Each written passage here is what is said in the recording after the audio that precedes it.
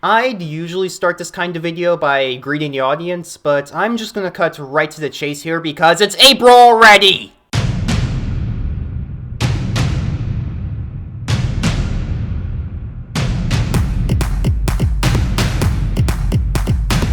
So, where did I get the idea for this episode? Firstly, I wanted my first episode of 2021 to star Polarberry Plunderer, building upon what happened in the episode named after him. Just because Nick had to become his own superhero doesn't mean he's going to be superb in terms of performance right off the bat. Look at guys like Batman or Spider-Man during some of their earlier missions, for instance. Regardless of the incarnation, things tend to go roughly for them in one way or another.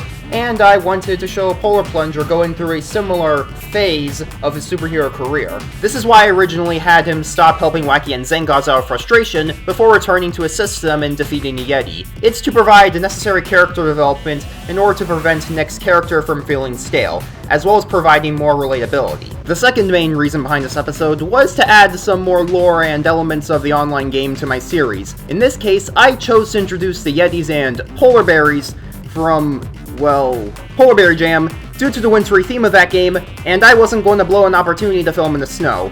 To add some additional context, filming of this episode actually began shortly before Christmas of 2020. It was during then, along with while I was in New York, when I shot all the scenes featuring snow. By the time I got back home, pretty much all the snow in my area had melted, but I decided it was better to keep on filming than having to potentially scrap the whole episode. Huh. Looks like all the snow just melted. Oh, and for those wondering, yes, this incarnation of that minigame's Yeti was mainly inspired by the Rabbit Heavy from Crash Mall's SFM videos, even down to, primarily speaking, with Left 4 Dead 2 tank sound effects.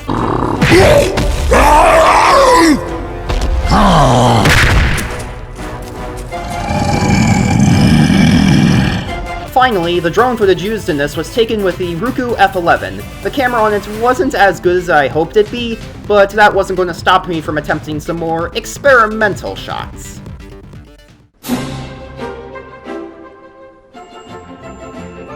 I'd use Fantabulous's Lucky Day as a background music for this segment, if I wasn't afraid of copyright claims. In all seriousness though, that Minecraft mod was the obvious inspiration for this episode. After doing a more serious story-driven one, I wanted to kick back and try something a little more random. That's not to mention how I was on a time limit to get another episode filmed at my house done. It also gave me a good excuse to use old toys and other stuff that otherwise be collecting dust, along with props used in previous episodes. Speaking of toys, the reason I made the Wildvine transformation scene the way I did was that the Wildvine figure I use for these videos wouldn't work well with either green nor blue screen. Ironically enough, it was with the blue screen that I was able to pull this shot off. Aside from that, not much else to say about this episode's production, honestly. Well, except for scenes like this showing why I usually prefer to avoid filming in low-light areas unless absolutely necessary. Oh, and the earthy crust joke wasn't meant to be a jab at that piece of music itself, nor its jingle punks, but rather at a certain someone milking said music for all that's worth during a dramatic scene. You all know that someone, so let's move on.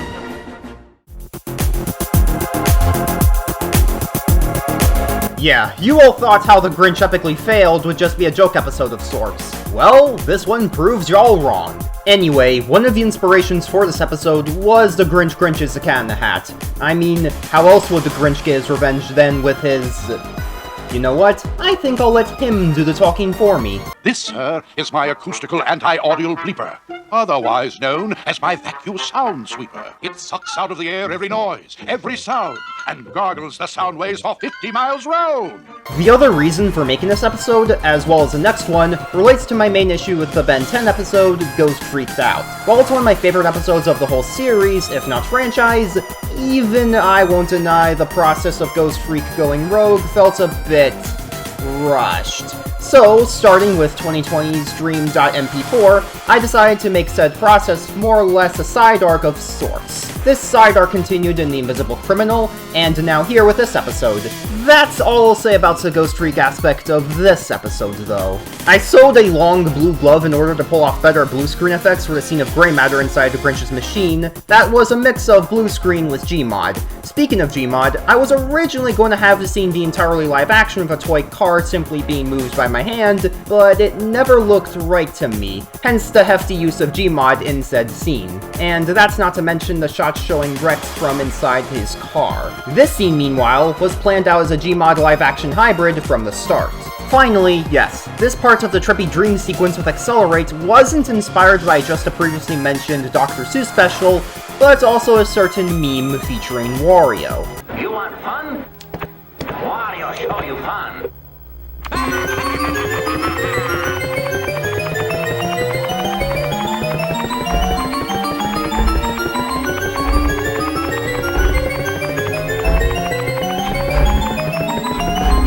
Anyway, now back to the subject of Ghost Freak.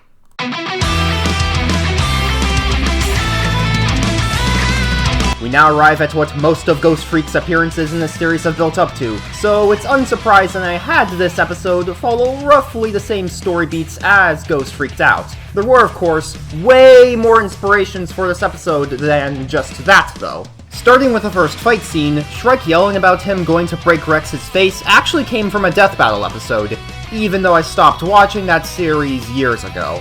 0 meters! Huh? I'll break your face! The bit with Shrek saying, "Do the roar," was meant to be a spoof on how a Saiyan charges up a Kamehameha, even though I've never really experienced any official Dragon Ball media in my life. It was pretty much the same thing in the second fight scene, just with JoJo's Bizarre Adventure instead. Moving on to Clementine, the scene with just her and Shrek, I won't deny, was rushed. What happened was my family decided to spend a week in upstate New York, and there was this weird darts board that's the house we stayed at. I thought it'd be nice to film a scene with it, and that's basically how that happened. As for why the transitioning to and from the scene was so incredibly awkward, I'll discuss that later. I wanted to use both this episode and the next one to additionally provide some more character development for Clementine by having her go through an arc of sorts, with her starting out as somewhat bratty and careless before realizing her wrongdoings and becoming more patient and sensible in her decision-making and the like as a result. You can also see Rex going through a somewhat similar arc in just this episode, albeit to a lesser extent. Finally, I greatly underestimated how much as a scare toy I bought for this video would clash with my blue screen in editing. Oops.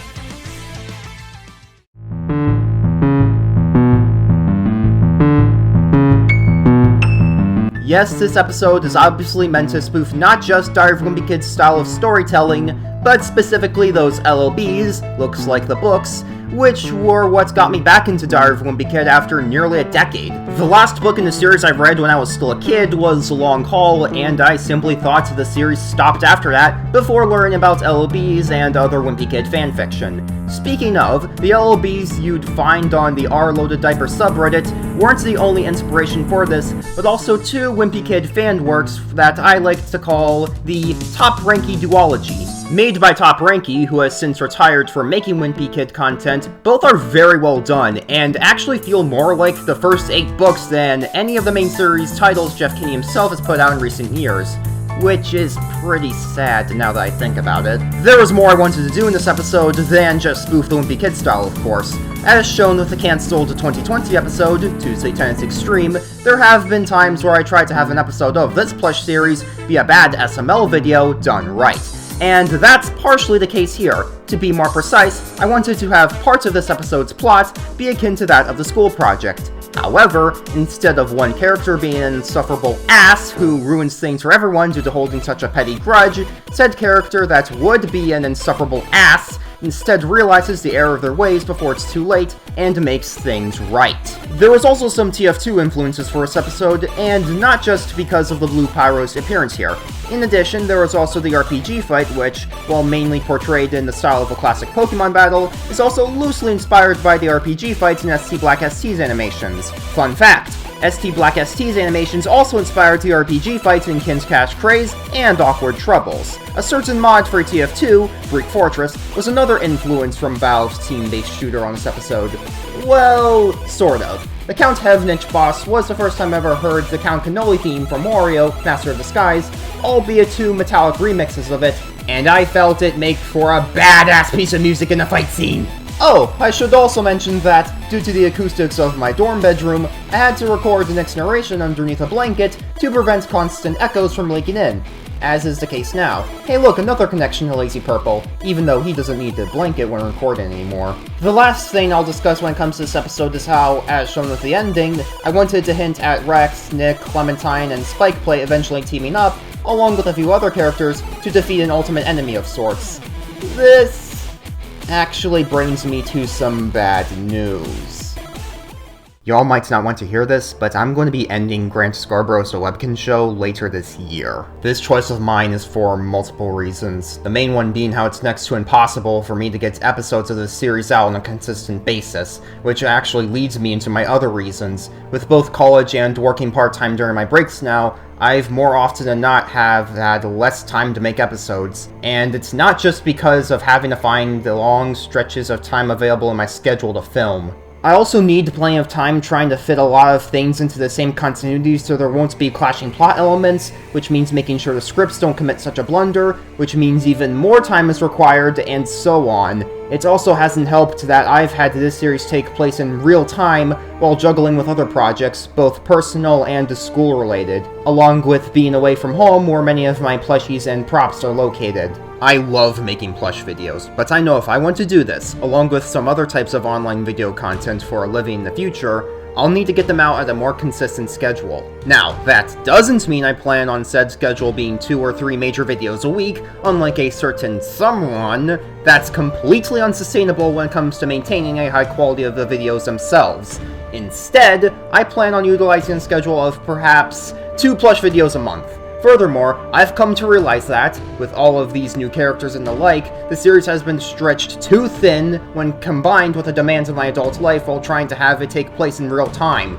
And, let's face it, a series with a title like Grant Scarborough's The Webkinz Show is probably too long and likely too generic of one to catch on with a wider audience. That being said, the first episode of this series was also the first ever online video I ever made. And while Grant Scarborough's The Webkinz Show never got the attention I hoped it would, I won't let this series end on a mere whimper. Thus, I've decided that the next episode will not only be the series finale, but also be where our main heroes finally meet to stop a villain who hasn't really revealed himself to our heroes yet, but has appeared in previous episodes, so to speak.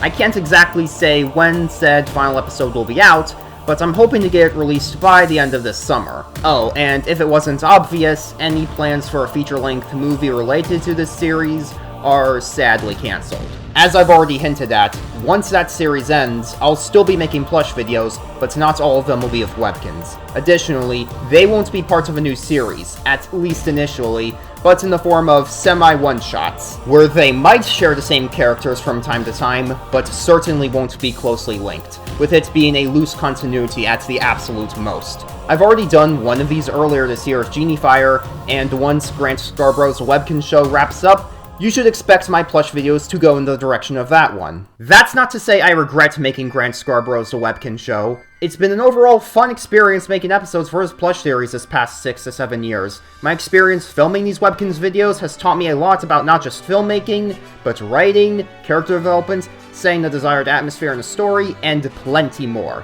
For that, I'll forever thank this series, Gans, the KinzTube community, and even SML before it went into a downward spiral. As for Behind the Scenes Rewind, I'm not going to actually end this series. Instead, I'll be retooling it for discussing the production of all my major video projects of each year, whether they be my plush videos like Genie Fire, or episodes of my upcoming Machinima series, Paleo Park. 2021 might have been a rocky year when it came to the output of my content, but the only way to go from here is, hopefully, up. Thank you all for watching, and goodbye everybody!